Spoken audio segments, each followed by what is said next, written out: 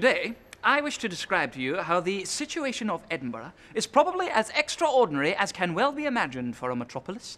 The immense hills on which a great part of it is built, though they make the views uncommonly magnificent, not only in many places render it impassable for carriages, but very fatiguing for walking. The principal street runs along the ridge of a very high hill, which, taking its rise from the Palace of Holyrood House, ascends, and not very gradually, for the length of 1.25 miles, and after opening on a spacious area, terminates in the castle. On one side, you view the sea, the port of Leith, the river of Forth, and immense hills, some of which ascend above even the castle.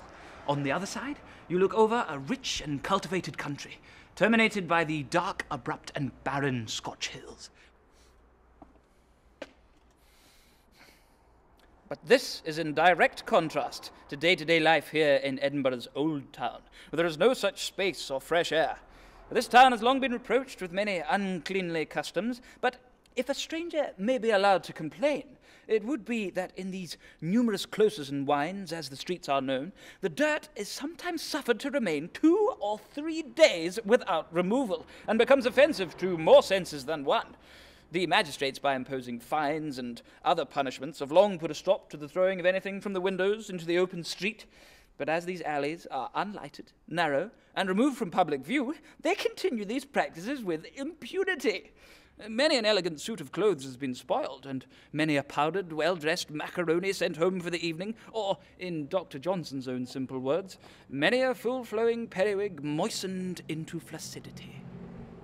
These circumstances result from the peculiar inconveniency of the buildings, and not the natural disposition of the Scotch, who love cleanliness and practice it. They lament the impropriety of these customs, and join in the laugh at the accidents they occasion.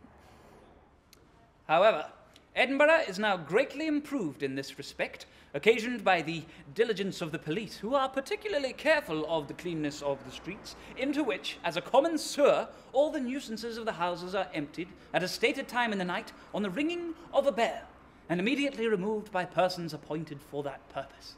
At the same time, the reservoirs are set open, which are placed at certain intervals in the street, and carry everything away, so that in the morning the streets are so clean that foot passengers walk in the middle of them.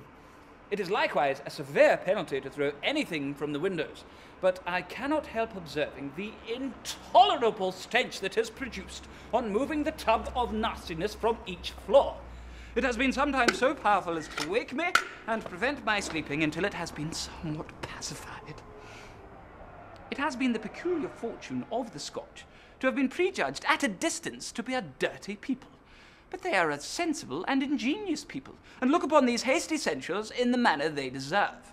I make no scruple of declaring that this metropolis is not, as some of our countrymen please to say, dirty and disagreeable, but adorned with many elegant and beautiful structures, the seat of several of the most ingenious men in Europe, who are an honour to the age they live in, abounding in many of the politer embellishments of life, and well deserving the attention of a traveller.